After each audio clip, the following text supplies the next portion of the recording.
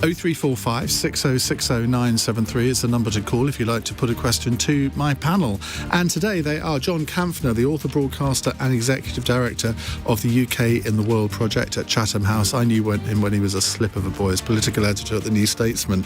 How long ago was that? 20 years, wasn't it? Something exactly like that. 2002, 2005, and then I edited it after that. Yes, and Kate Hoey I've just done a spoiler for you, but she said to me rather leadingly, "You've changed."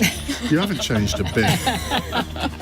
As you say, you've spoilt my thunder here because Kate Hoey is with us, former Labour MP for Vauxhall, former Minister and now life peer in the House of Lords, sits on the crossbenches, I think.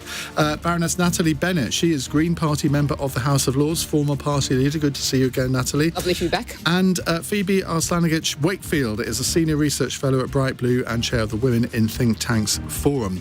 They are here to take your calls, 0345 6060 973, and of course you can watch us on Global Player. Call 0345 6060 973. Tweet at LBC. Text 84850. Cross question with Iain Dale. This is LBC. Let's go to our first question. It's yet another question from Watford. We seem to get loads of questions from Watford on this programme. We're big in Watford. Terry, what would you like to ask? Hello. Hi, Ian. Hi, everyone. My question is, has the government misread the public mood regarding the rail strike? That's an interesting one because there were two polls out today, one from YouGov, one from Savanta, that one said that the public supported the strike and one said the public didn't, and it was quite narrow margins either way. Kate Hoey. Well, actually, I said last night in the House of Lords when we had a statement that I felt the government had misjudged not getting more involved. Now, of course, behind the scenes, perhaps they are, but the reality is it looks like they've been almost afraid, perhaps a bit exaggerated, to meet officially the union. And I said last night that, it's all very well calling the RMT pariahs, and because the RMTs called the government more or less pariahs, but that's not showing much respect for the individual members of the RMT. So I don't understand why they haven't been able to simply ask the leaders into Downing Street. Yes, of course. Can you remember the last time that happened? A long, long time ago. But, I'm just thinking really, I think the whole thing would have been handled very differently if we'd had still, he's a relatively new leader of the RMT. He's not like Bob Crow. He doesn't have the kind of personality to sort of come on television and really make people feel that absolutely he's got the right, that they're doing it for the right reasons. So I think you're underestimating him, actually. He sat in that chair about 3 weeks ago for an hour taking calls from listeners. Good. And most of the feedback from people was, well, he convinced me. Yeah, well, that's fine. He doesn't convince me the way someone like Bob Crow would have done, I have to be honest. But I still think the government... You're still at heart of your lefty, aren't you? Well, no, I like Bob Crow. I think he had a huge personality. And behind the scenes, he was actually very good at... working for his members. He wasn't out to set a revolution, even if though he personally wanted one. I always remember interviewing Bob Crow as one of the most difficult people to interview because he would always be interviewed in a pub where he knew that all the background noise meant that he could just carry on speaking because you couldn't interrupt him because he wouldn't be able to hear you properly. But I think the government has misjudged it, and I think after these 3 days they're going to have to show a little bit more definite engagement publicly. Phoebe. Well, have the government misjudged it? I think the government's, to some extent, been enjoying the sticky political situation that's put Keir Starmer in. Remains to be seen whether or not that's a misjudgment. I think the public are divided because, actually, they understand that strikers are striking in order to, try and cope with the cost of living crisis, which is causing economic pain for everyone. But at the same time, they do want to be able to get to work. So do you think that depends, your ability to get about your normal business probably defines your attitude to this dispute? Well, I have seen polling today from the New Statesman which said that those aged 18 to 24, coincidentally the demographic least likely to take the train, is also that most supportive of the strikers. So perhaps something there. John? Well, Boris Johnson, ever the opportunist, is very lucky in finding a wedge issue. It's something that has, as Phoebe has just alluded to, is causing Keir Starmer greater discomfort at the moment in narrow political terms, with many of his MPs or several of them defying his order not to go onto picket lines and not publicly to support the strikes. On the one hand, it's another classic case where it's as much about Starmer as it is about anybody else, and it shouldn't be. On the other But he's made it about him, hasn't he, with this order to his front bench not to appear on picket lines? It's stupid. Yeah, absolutely. I mean, this is the sort of classic always learning from the previous election, bar 3 or 4, which is this sort of whatever we are, we've got to be as close as mimic the sort of Tony Blair approach to sort of triangulation, which may have worked for that time, but that has long ago been rumbled, and it's all about being authentic, and this idea that however you want to move away from Jeremy Corbyn and refashion the Labour Party, that is fine. But for the Labour Party, just almost on a sort of neurotic instinct to sort of say, here's a strike, oh my God, here's working people, oh my God, we can't do this because, what will the Daily Mail think of it? Just seems to be really self-defeating policies, and that's not where the Labour Party is going to benefit. That said, I mean, as Kate was saying, the fact that this government is almost sort of giving the impression of luxuriating in this mess, partly because it wins some points, as I say, about Keir Starmer. How is that actually going to play? I mean, we've got the worst performing economy in the G7, the second worst performing economy in the OECD, apart from that brilliant bastion of everything, Russia. It's not a good look in this country to be seen to be scoring cheap political points off other people's misfortune. Natalie Bennett, let's remind ourselves of Terry's question. Has the government misread the mood on this rail strike? I think Terry's absolutely right, and I think John is particularly right in focusing on the government's problem with its own behaviour. Of course, the Labour Party, has got itself into a tangle, but the government is also in a tangle. If you look at the way it's approaching this, it's clearly playing the politics of division, the culture war.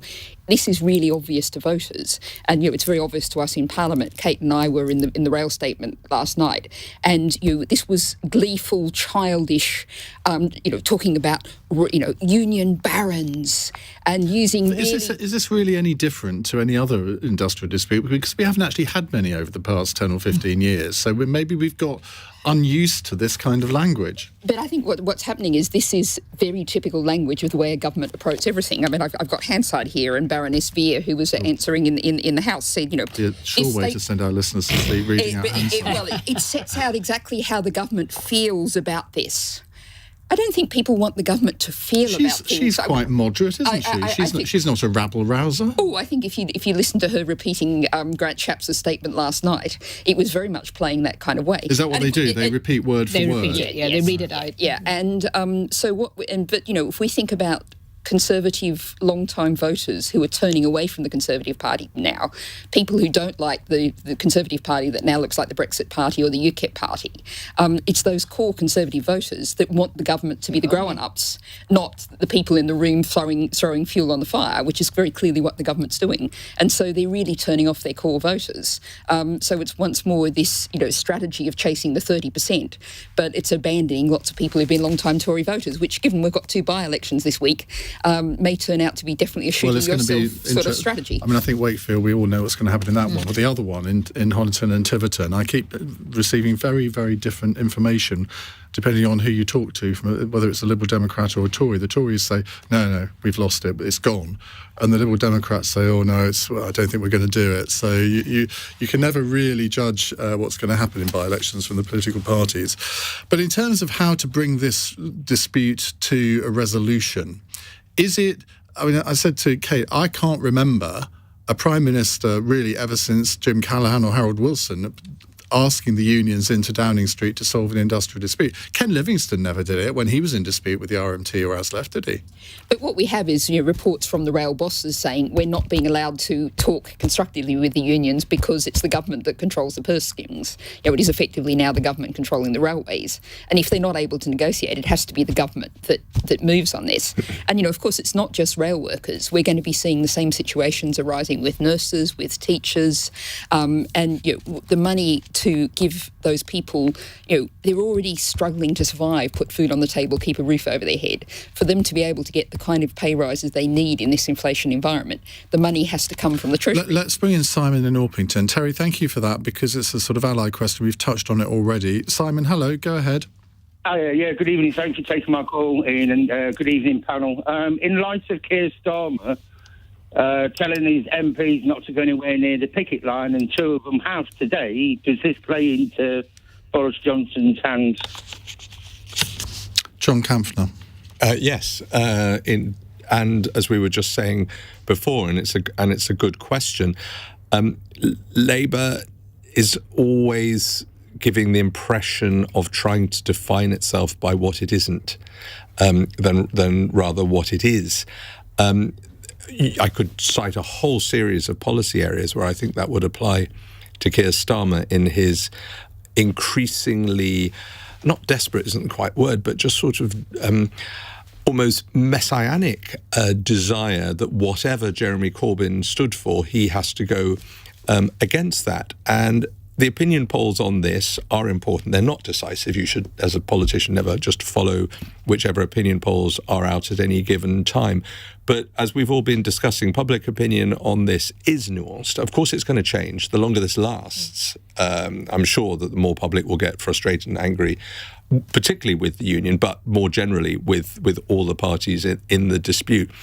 But Starmer, I just can't see, and also if you are going to impose restrictions on your MPs, your employees, whatever, you've got to be able then to have the determination to carry them out. So is he now going to punish, remove the whip or do whatever to a whole series of I think the Chief Whip has said he'll make that decision after the strikes are finished on Saturday. Kate Hoey.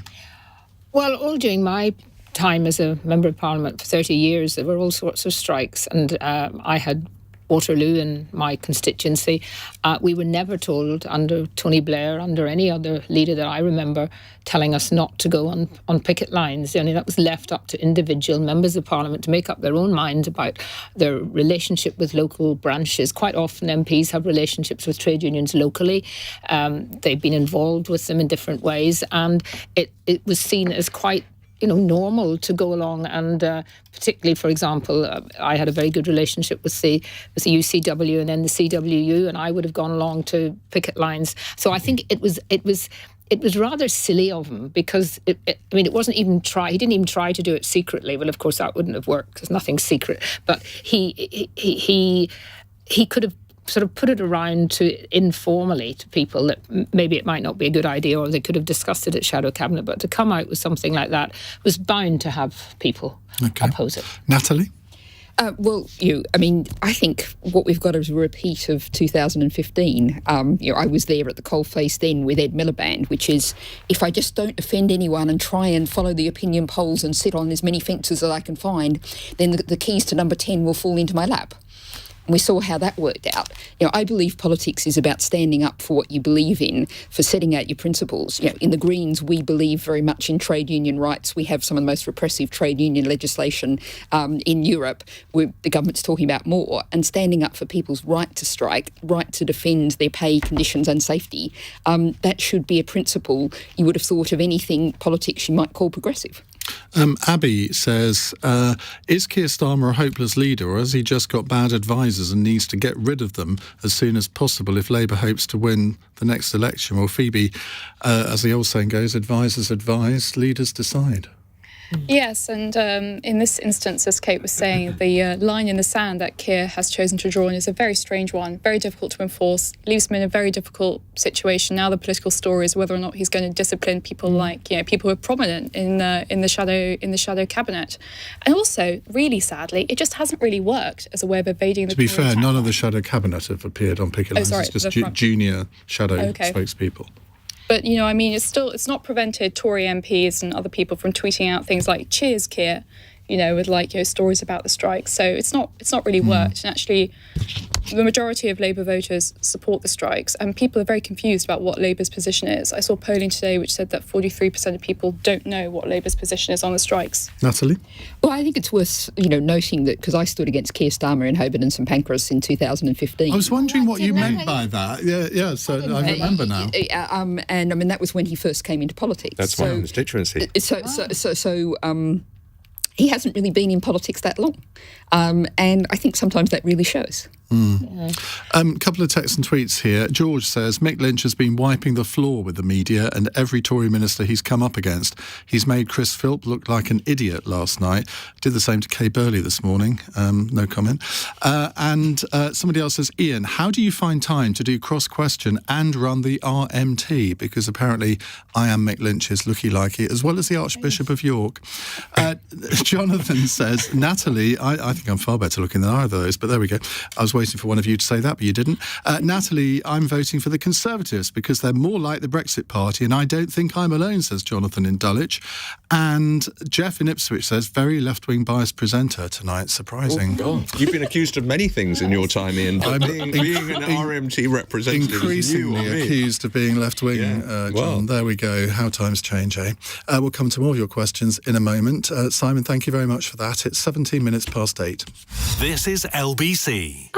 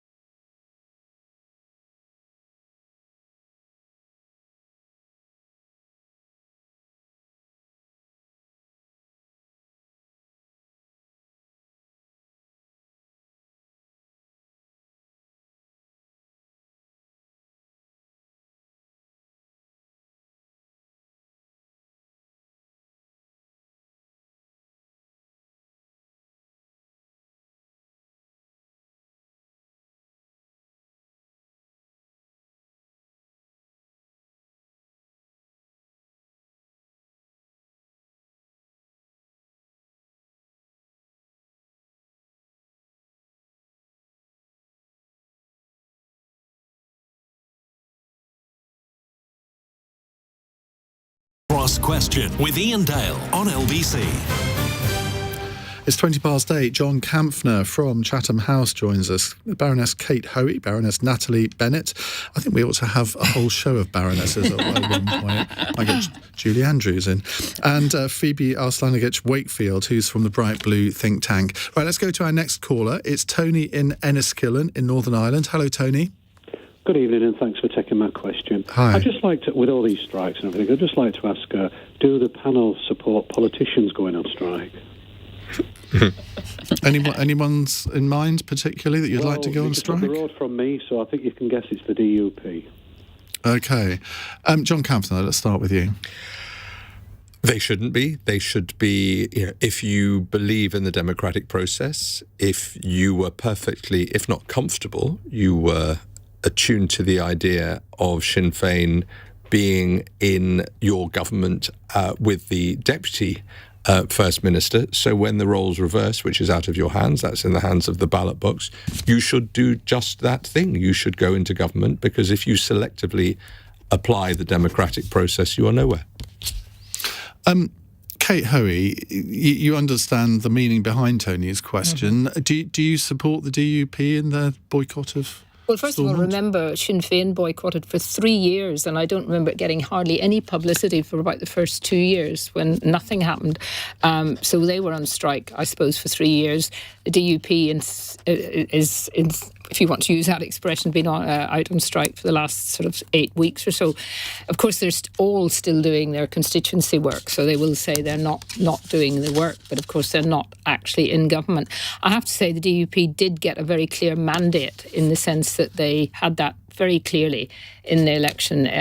It's not about Sinn Féin being First Minister or anything like that. It's about the protocol, and they made it very clear. Convenient excuse, They made it very clear. No, I don't think it is, but I think they genuinely made it very clear that they would not go back into the executive until the protocol had changed. And there's no doubt about it, whatever the government may say and Brandon may say, the fact that there is no sitting executive has meant that the government has had to move. It may have been talking about legislation, and it has been for some time, but it's actually now at least got its first reading. I mean, whether it gets its second reading or not, because I understand that there is some. This is the legacy bill. The legacy, the bill on the protocol. Right. Yeah. Okay. And that got its first reading. It's quite a good, detailed bill. Obviously, there are bits in it that people will want to change, but it needs to get on with it, because I don't think we'll see any executive. I'm going to remove your piece of paper because it's crackling any into the executive microphone. restored. I don't think we'll see any executive restored until at the very least, the second reading of that bill is through. And then, of course, there needs to be some guarantee from the government that they're going to really try and get it through the Lords. But isn't this... Are you really... Sorry, I just want to ask, are you really saying it's got nothing to do with the protocol, and it's just simply... so that it has everything to do with the protocol, and it's got nothing to do with the fact that the DUP could not countenance the idea of being deputies to a Sinn Féin government? No, because, as you know, the reality is it makes no difference. Nobody can even put a stamp on a letter without the two of them agreeing. So it makes no difference. Of course, psychologically, First Minister, although when Sinn Féin were Deputy First Minister, they always wanted to call it Joint Minister. So I think, there's a bit of, I can understand that's, for media to think that that's a really big shift. Actually, overall, in terms of overall votes, the Unionist votes were still very greater than the Nationalist votes in terms of whether they're any kind of United Ireland poll and all of that. But coming back to the issue, the protocol will have to go before there will be a functioning executive. In the meantime, most of the money, most of the things that happen in Northern Ireland is coming from the United Kingdom government anyway, and things will continue to operate. We had 3 years and the health service still operated. I don't think anything that the bad things that are happening in terms of cost of living and all of that, an executive sitting there tomorrow won't actually make much difference. Phoebe? I don't know much about the situation. It sounds like the tactic has been somewhat successful, but ultimately it is a matter of democratic representation, and I think it would be unacceptable to let it stretch out for as long as 3 years, and I do hope it'll be resolved a lot sooner than that. I agree. I think what would happen if politicians in mainland Britain did this and said, well, no, we're not going to join, we're not going to form a government or become deputy because of one piece of legislation, and there would be public outcry in England if that happened. You can't really get a scenario. You give me an example. I know it's difficult. This is about the constitutional position of Northern Ireland as part of the United Kingdom, which has been without consent of people in Northern Ireland, without any single unionist politician from any of the parties supporting it, being put through wrongly, accepted now by government that it was wrongly put through, and we know all the reasons, and Lord Frost has gone into that. The electorate voted for a majority of MLAs who support the protocol. And the electorate voted to remain in the European Union. That's irrelevant. I mean, I'm surprised at you as someone from the Chatham House actually not remembering that the referendum on the leaving the European Union was a United Kingdom referendum. I do remember. Do believe live in the United Kingdom at Chatham House. I do, Kate, and I also think it is interesting, is it not, when you look at Scotland and when you look at Northern Ireland, that you had what about that Wales, result. who voted to leave? Absolutely, Wales voted to leave, yeah, and England did too. Exactly. Yeah. Well, on that bombshell, Natalie.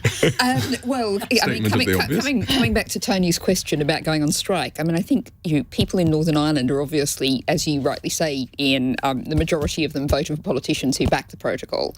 So it's a very strange situation that way. But also, Northern Ireland has long suffered from some of the worst levels of poverty across the United Kingdom. It's doing fantastically well at the moment. I mean, economically, it's the fastest growing part of the United Kingdom. There we get into the question of economic growth and who's it going to, and what's the situation of so many people in society who are struggling to put food on the table, keep a roof over their head. I don't believe in chasing economic growth, and I don't think economic growth is a good measure of people's well-being. You're only going to put food on the table if you have economic growth. If you have a shrinking economy, that's bad for poorer people. If you have a redistribution of wealth so that you don't have bankers collecting record levels of bonuses as they are now, you don't have CEOs of water companies that were being mentioned in the House today. Jenny Jones, my fellow Green peer, was talking about huge dividends going from water companies to the owners, the privatised water companies. There is plenty of resources in the UK for everyone to have a decent life if we share them out fairly, which is also true on a global scale. So just taking GDP growth and saying everything's fine doesn't add up. Let's elect a communist government then. Let's elect a Green government that wants to ensure that everyone can put food on the table, keep a roof over their head, has a universal basic income. But surely, and we have a 10-to-1 ratio. The top paid person in an organisation can't be paid more than 10 times the lowest paid person. I mean, we're going off the subject here a bit, but it's quite enjoyable, so let's continue with it. But isn't this the problem for the Green Party, where you're right that you don't want economic growth, but you still think that there ought to be more resources? Fine, you can tax a few bankers a bit more and all the rest of it, but you're never going to come up with the billions that would be needed to achieve your policy aims without economic growth. No, well, I can point you to the 2019 Green Party Manifesto that showed how we were going to do all of this. And the fact is... and how many MPs did you get? One. If you look at the last fair vote that we had in the UK, i.e. a proportional vote where the result reflected the views of the people, which was the European election, we got 11% of the vote. And the others got 89. And we beat the Conservative Party, the party of government. And in the Brexit referendum, 52-48, that was a democratic vote, wasn't it? The people got what they wanted there. I think the question with the people of what kind of Brexit was never answered, and that's why coming back to bring this back to the question from Tony that we started from. Please do. I actually was at Greenbelt, the Christian Glastonbury Festival, a year or so after the Brexit vote, and who was singing there? Cliff Richard. I don't recall who was singing. I was talking at lots of things about social fairness, international development, etc. But people asked, what about the Northern Ireland question? What's the answer to the Northern Ireland question? And I said, there is no answer. There has to be a border somewhere. And there still is no answer to the Northern Ireland question with Brexit. Well, why should it be dividing up the United Kingdom? If it's such a need for a border, then the EU need to be protecting their internal market. They should be responsible for it. John? Just very quickly on that, and obviously we could go on forever about that and about the Northern Ireland Protocol, but there's just a basic rule in international relations, which is when you willingly sign, in fact, you produce an international agreement. Nobody has put a gun to your head. You've had all the legal advice, you've had all the other forms of advice and trade advice that you could possibly have, and you go through every single hoop possible happily to sign it, and then you think, maybe it wasn't such a good idea after all, I'm going to tear it up. That's one thing. You can take that decision, but what that does and we're doing a lot of work on this question of what is Britain's place in the world, what is Britain's reputation in the world, what's its locus. And it's fine if you want to be seen as a disruptive power, but it's quite something else if you lose that sense of being seen as a reliable partner, and that what you sign is your word is your bond, and Britain is losing that. And whenever now Britain goes into discussions and negotiations and says, well, we stand for this, there are quite often two responses. One is, well, that's what you say today. What are you going to do tomorrow? And the other is, please don't lecture us about the furtherance of international law because you don't follow it. And that's a real problem. First of all, it's really important to remind listeners that the Belfast Good Friday Agreement is an international agreement as well. So when they're in conflict, clearly a government has to stick up for its own citizens. And the reality, of course, too, is that, there are many, many people around. But that conflict and you happened sound like them, John. Just read the report that's come out today that Ian Duncan-Smith's been involved with. You sound exactly like those kind of people who always, never, ever want to be praising the United Kingdom, raising it up. No, you want to always look like we're the country that's being I want us to be seen as a great paragon of international relations and of reliability. But John, and of what do you do? What do you do as a government when, okay, you're absolutely right in what you said about they've signed the deal, no one forced them to, they signed it. And that dilemma that Kate points to existed when they signed it. It's in the protocol that it can be looked at and changed. Well, that is also true. And when it is demonstrably shown that an agreement isn't working, it's not unreasonable for someone to say, well, look, this isn't working for the following reasons. Can we please look at how we can make it work better? And actually, to be fair, all of the political parties in Northern Ireland want to change it in some way, to one degree or another. So you think, well, what is the agenda of the European Commission in not wanting to negotiate? No, I'm not arguing for the European Commission. I'm not arguing for anything. I'm arguing for Britain's reputation in the world, which matters enormously when we are, as we're doing very good work with regard to Ukraine and Russia's invasion, we are rightly very strongly praised for that, and I absolutely praise our response since February the 24th. But you have to be consistent in the application of international law. Right, we're going to move on. As you say, all of you, we could continue with that for the rest of the hour, but lots of other subjects. We haven't talked about Ukraine very much over the past couple of weeks. It seems to have disappeared down the news agenda a little bit. If you'd like to ask a question on that, or indeed anything else, 0345 6060 973. Abby in Surrey says, Ian, you are neither left-wing nor right-wing, mostly fair and empathetic. Here's the killer, though, except when it comes to Brexit, when you turn into Dr. Jekyll's monster. It's 8:33, news headlines with Serena Farrow.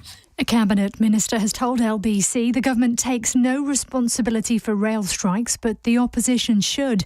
Universities Minister Michelle Donlan has criticised some Labour MPs for joining picket lines. A man's been arrested after a woman and child was stabbed to death in Barnet in North London.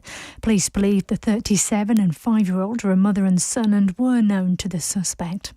And as a litre of unleaded petrol now costs £1.88 on average, it's hoped prices will be reduced soon. The RAC wants retailers to pass falling wholesale costs on to drivers. Diesel's likely to keep increasing, though, towards £2 a litre.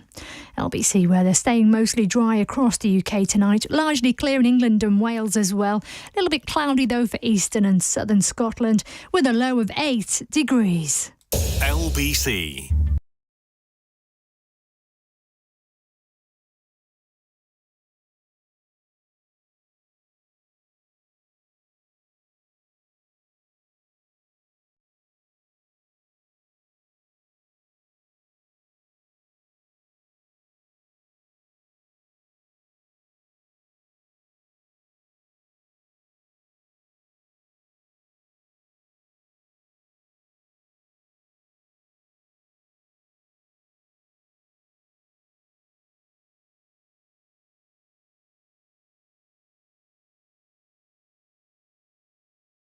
Cross Question with Iain Dale on LBC. Call 0345 6060 973.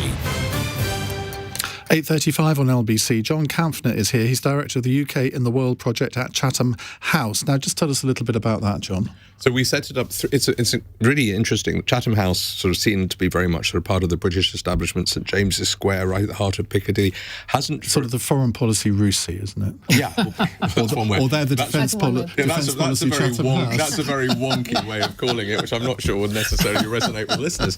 But I mean, it's right in the heart of London. You could call it the establishment, but actually, it hasn't had for as long as anybody can remember, a dedicated programme looking at the UK. It deals with the whole world. And given that the world is in so much turbulence, some of which you could argue we have caused ourselves, but the vast majority of which is just happening, we thought it would be a really good opportunity. Obviously you've got to comment on all the day-to-day stuff. We've been talking about Northern Ireland Protocol, talk about Ukraine, whatever, but it's really trying to chart what is Britain going to look like? What is it going to, what do people want around the world of Britain? What will be its strengths and its weaknesses? What will be its capabilities over the next 5 or 10 years? It's trying to do some new thinking on what our foreign policy will be. Kate Hoey is here too, former Labour MP for Vauxhall, former Minister, now life peer in the House of Lords, former Green Party leader Baroness Natalie Bennett, and Phoebe Arslanagic. I knew I would do that at some point this hour, so this is it. Phoebe Arslanagic-Wakefield, well done. From the Bright Blue think tank. Can't even pronounce the think tank right. Right, let's hastily move on to our next question. It's John in Slough. Hello, John. Good evening. I'm actually in Gerrard's Cross, which is near Are you? Slough. That's very important. Thank you for taking my question. My question is this. I'm a retired professional. Back in the 80s, I was working in South America, in Uruguay. They had horrific inflation. People were going bankrupt. They couldn't afford food. What the government did is they introduced a 3-month review linked to inflation. It worked, people survived, and they managed to eat and live decently. Why cannot the government do that here, either on a 3, 4, or 5, 6-month basis, which would affect all civil servants? Thank you. Was it just for government workers? It was civil servants, but it also related to other allied professions like railway engineers. Right, so sort of, in a way, well, let's start with you, Natalie Bennett. This would be quite divisive, wouldn't it? It would set worker against worker. Well, I think what we've got to do is look at more of the deepest underlying structural things with inflation. And what we are now in, one of the immediate causes is, of course, the Ukraine war, the impact on energy prices. But we also we're in the age of shocks. The supply chain is in a state of considerable turmoil and continuing turmoil. We're looking at all of the dreadful climate events that are happening all around the world, which is having huge impacts on food security, on food production. So what we're seeing is there's real shortages and real disruption, and that's one of the significant things that's pushing inflation. Do you see this as a long-term thing? Because you talk to government ministers, and they sort of, I think, more in hope than expectation, but they hope that it'll be over within 12 months. Well, I think if we are in the age of shocks. The Russian attack on Ukraine, COVID, Brexit was a shock in its own right, the financial crash. And there's lots of instability in the financial markets at the moment. The idea we're going to come to some sort of, smooth running, immediate, smoothness in politics. If we go back to sort of 2006 when I joined the Green Party, and, this was, remember, when Gordon Brown had abolished boom and bust, and you knocked on people's doors and said things have got to change. And they said, everything's going swimmingly, and the financial sector is going to ensure that Britain's prosperity is guaranteed forever. We're not going to have stability anytime soon. We have a profoundly destabilised world. We're coming to the end of the neoliberal era. The neo-Thatcherite, neo-Reaganite economic model has broken down, and there's going to be a lot of change in a world that's profoundly climate disrupted, in which nature is falling apart. It's a good book title, Coping with the Age of Shocks. There's a new one for you, John. Phoebe? Well, I guess two things about John's suggestion. First of all, I'm not really sure why a pay review like that for public sector workers wouldn't contribute to that inflationary wage price spiral, particularly thinking about just how many people are employed by the public sector. And the second thing is, junior people employed in the private sector tend to be worse paid than junior people employed in the public sector. So that would actually, there's a huge tranche of people who this measure wouldn't really help. So those are my two main queries with it, really. Kate? Yes, I think Phoebe's right that, the poorest in our society tend to be people working in unorganised jobs where there's no trade unions, at the very sort of bottom of the heap. And most people think, probably wrongly, in terms of every public sector worker, but most people think public sector workers on the whole have good working conditions, good reasonable wages, and that there is an opportunity for them to, for that to increase. I'm not sure that John's suggestion would really help the people who, at times like this, need the direct help from government in terms of either extra support and benefits or being able to actually find a job in the situation that's going to get them more money. I mean, we can't really overestimate the effect that the lockdown had on everything that's happening at the moment, because, I mean, even the railways wouldn't be in the way they are in the state if we hadn't had that lockdown. And there's no point going back and saying, well, we shouldn't have had the lockdown because it's happened. And I don't think there'll be anybody in a few years' time will ever say that they actually agreed with the lockdown. But that's another issue. You did. Yeah, absolutely. Yeah, in 5 years you might not. When No, absolutely not. It was absolutely the right thing to do. John? Essentially, I mean, some of us around this table have lived through other periods of very high inflation. You're far too young. Irrespective of what case you were a when child. I arrived. You were a child at the time. Oh, exactly. I wish. And, I'm no economist, but the classic way of dealing with that is fiscal and monetary tightening. And that is not going to happen, partly as a result of the pandemic, partly because this government is riven with division on this whole question of should it be a low tax or high spending conservative government, but the instincts are it's going to continue to try to spend its way out of it.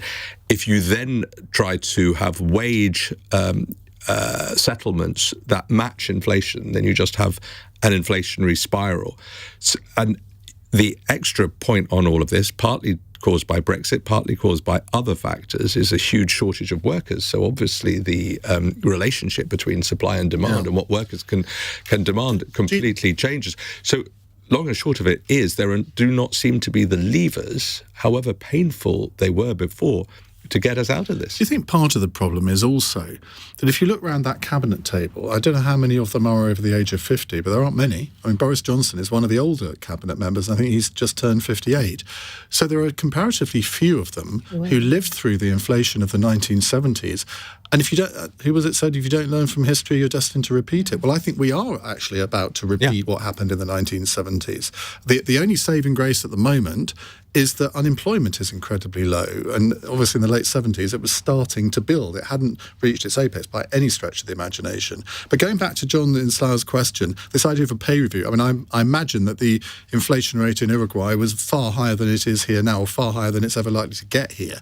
I mean, I've never heard this suggestion before, pay review every 3 months. It's the sort of thing you associate with basket case economies. And, our economy is in dire trouble. And I'm not talking it down. Just look at the stats. Look at the OECD stats. Look at the G7 stats. And as I say, we are struggling to find the levers to do that. But we've already talked about the inequity between private sector and public sector workers if you do go down that route. But it's going to be very difficult. And some people would say, well, that's a good thing. But it's going to be very difficult to keep wages down, because inflation is spiraling and people will otherwise be in even worse state than they are now. But just as you say, Iain, there isn't high unemployment. So you can't say, well, if you don't like it, you can go and get lost and join the dog queue, because there are not the workers to replace them. Natalie, I know you're desperate to come in, but I just want to ask Phoebe, look, you are the youngest member of the panel. I'm slightly guessing here, but I'm thinking you're in your 20s. Yeah, I'm 26. Okay. I was right, thank God for that. I mean, inflation to somebody of your generation, unless you have studied the economics of the 1970s, it's difficult to imagine what the deleterious effects of inflation can be in all sorts of, not just in the economy, but in our personal lives. I mean, you look at mortgage rates. When I remember buying my first flat, and within 2 years, the mortgage rates were, I think, 12 to 14%. Well, just imagine that. Yeah, can you imagine that? I sort of can, because it's something my parents talk about. My dad did live through the 70s and the inflation, and he's always spoken about it. And my mother is from Yugoslavia. It was a situation where her mother, a nurse, was sort of being paid in barrelfuls of potatoes at the local hospital. So I sort of have in that sense, and the idea of negative equity on mortgages. I mean, it's certainly very frightening. It is hard, probably, to imagine. Natalie. Well, I just wanted to come back to your comment of, the same levers in the 1970s. Of course, we're starting from a very different place. In the 1970s, we've been through the Great Levelling, where there'd actually been a really significant reduction in inequality. So what we've seen since then is an enormous leap of inequality. The wage share, the amount of money from the economy that's going to workers has gone down something like 14% since those times. So as John says, you can't use the levers then, because literally it would leave, I was going to say lots of people starving, but of course lots of people, a good million people regularly go to food banks because they haven't got enough money. It's worse than that, because this is a global thing. If it was just this country that was experiencing inflation, you could think, well, the government might be able to do something about it meaningfully. But this is happening all over the world partly because of Ukraine, well, partly because, as you said, the supply chain crisis. And Gordon Brown has said that Boris Johnson should do what he did and call an international conference to coordinate this. I don't know what good that would do necessarily, but it's not something that the British government can solve on its own, is it? Well, but what won't solve this is the economics that's governed government thinking around the world over the last 30 or 40 years, because that economics has clearly failed. We have a system that's really focused on saying, I'm afraid I'm going to come back to growth. We keep growing the economy, and so it gets bigger and bigger, and even people who are getting crumbs get a few more crumbs. What we have to do is acknowledge that the pie is a certain size, and we need to slice that pie up so that everybody has enough. Okay. Right, we'll come to more of your questions in just a moment. It's 8:47.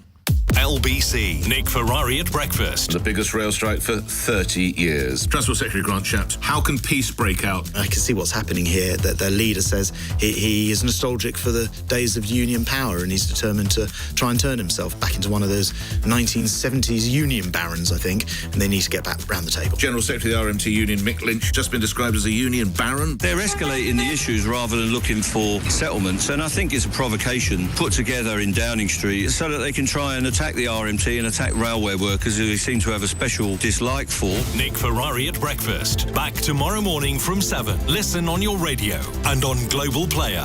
LBC.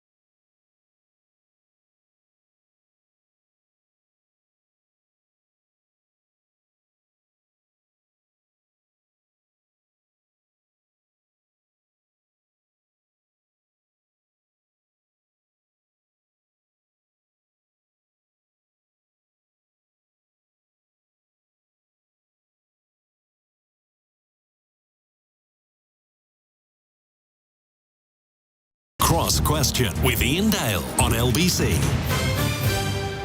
It's 10 to 9 on LBC. We have John Kampfner, Kate Hoey, Natalie Bennett and Phoebe Arslanagic-Wakefield with us. Let's go to the next question. It's a text question from David in Preston. Vladimir Putin has threatened to deploy his Satan II nuclear missile by the end of the year. I've read it could reach the UK in 3 minutes, better than 45 or worse than 45. Should we be terrified? Should we threaten back? How should we react? Phoebe. Well, I certainly am. I wouldn't say terrified. I certainly say it is a very frightening. Very, very frightening thought. I suppose we should react by continuing to maintain the pressure that we, along with the other members of the international community, have been doing. And actually that unity and that continued pressure on Russia is the way to go. And that's what's leading to posturing like this from Putin. That shows it's working. At the beginning of the Ukraine war, a lot of people said, well, we shouldn't be poking the Russian bear. It's partly NATO's fault that this is happening in the first place. But when he makes remarks like this, there's got to be a strong reaction, hasn't there? Yeah, I didn't agree with people who did say that. It does merit a strong reaction. Ultimately, Putin has been slowly pushing the envelope for a long time now, and we needed to draw a line, and it's good that we've done so and are standing by Ukraine. Natalie. Well, I think we have to look at where we are now and draw breath and say just how frightening, as Phoebe said, the current situation is. And it's not very long ago that the world and indeed the US Congress and the US military was worrying about the potential of Donald Trump using nuclear weapons. We cannot be secure while we have a world with nuclear weapons in it. It's an enormous danger. Actually, as we're speaking now, the first meeting of the parties of the UN Treaty for a global ban on nuclear weapons is meeting right now. And we have to get the world secure and safe from threats like this, we need a global ban on nuclear weapons. You could argue that actually that's the last thing we need to do at the moment. If Ukraine had still had nuclear weapons, do you really think that Russia would have invaded? Surely we're much safer having nuclear weapons, because if we didn't, the Russian army said it's 2 million strong. Surely we would be in greater danger. I can just point out the fallacy in your argument. You're saying if we had if we didn't have nuclear weapons, but we would be being threatened. We're being threatened now. Right now at this moment. And but no one seriously believes that he's going to use them against us. Well, I spoke to, we were talking about RUSI, the Royal United Services. Sorry, John. I was talking to an analyst from there, and of course it is Russian military doctrine to use tactical battlefield so-called small nuclear weapons. And I asked this pretty mainstream analyst, what should we do if Russia uses a tactical small nuclear weapon in Ukraine?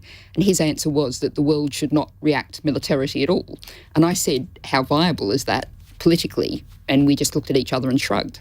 We are in an extremely dangerous situation. The UK has 1% of the world's nuclear weapons. If we were to step out and say, we have to break through on this, we will join the treaty, the global treaty to ban nuclear weapons, then we would have a huge positive. John's talking about our place in the world. We would suddenly be an absolute world leader in delivering a secure world. John Kampfner, I interviewed Ben Judah a couple of months ago at the beginning of this war. And it was at a time, I can't remember the exact circumstances, but he was telling me that he's based in New York, he had talked to various people in Washington, and the US government had done lots of studies, they'd war gamed what could happen.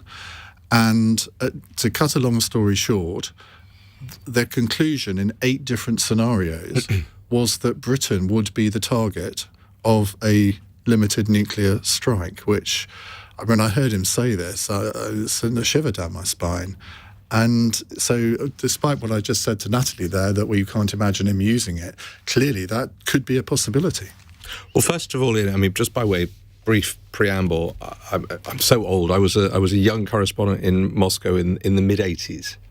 When Chernobyl happened and when Gorbachev was trying to do reforms. I was there for 5 years at the start of the 90s, where we all dared to be incredibly optimistic, and I was. I loved the place, and you just saw changes happen all the time. What has happened, not immediately when Putin came in power in 2000, but certainly I remember seeing him and going to see him in 2004, and this was a moment where I was talking to Jack Straw about afterwards, where he really turned.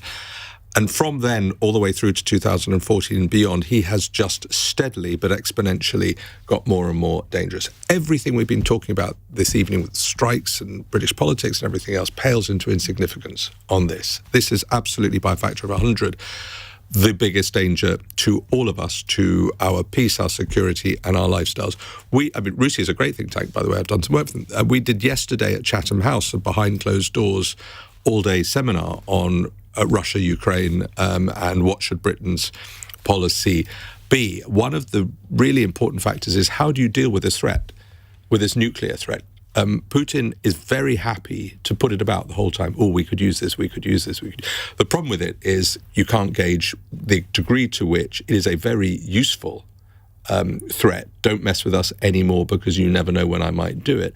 And to what extent Putin could actually do it. Could he do it in a tactical sense in Ukraine itself? He's certainly been cavalier when it's come to attacks on nuclear stations and other respects. So in other words, is he bad? Is he mad? Does it matter between the two? And I must say there is a possibility, and I think we should, it's horrible because they don't know what to do with that prospect. Because it's just fear without any sense of ownership, without any sense of knowing what you could do. But such is the situation, it is possible that he could do it. He could do it locally, so to speak, in short-range nuclear tactical battlefield weapons. He could do it medium-range, which means Britain, and whether Britain is more of a target than other European countries is moot, but he could do it. Then how do you respond? And absolutely, my view, Natalie, I disagree with you on this. My view is to be absolutely resolute. That Europe needs to be resolute. The transatlantic relationship, one of the good byproducts of this is that the transatlantic relationship has got stronger. NATO has got stronger. NATO has shown its colours. It's not brain dead, as Macron once described it. And it's one of those devil or the deep blue sea questions. It is frightening, but I think if we buckled on the fear of nuclear weapons, it would just only encourage Putin further. Okay, Hoey. Well, I'm a lot older than John, and I can remember the fear even as a younger person at the time of the Cuban Missile Crisis. I mean, that brought real fear. So I was afraid, and I was only 6 months old. Yeah, I thought everybody on the panel 1 year, 6 months. won't remember it. But I tend to agree with John, because I think while we would all like to get rid of nuclear weapons, just talking about it and having discussions like that is not going to happen. I mean, the reality is Russia at this stage is certainly not going to give up any of its nuclear weapons. And even if they said they were going to, I wouldn't feel that I could trust them.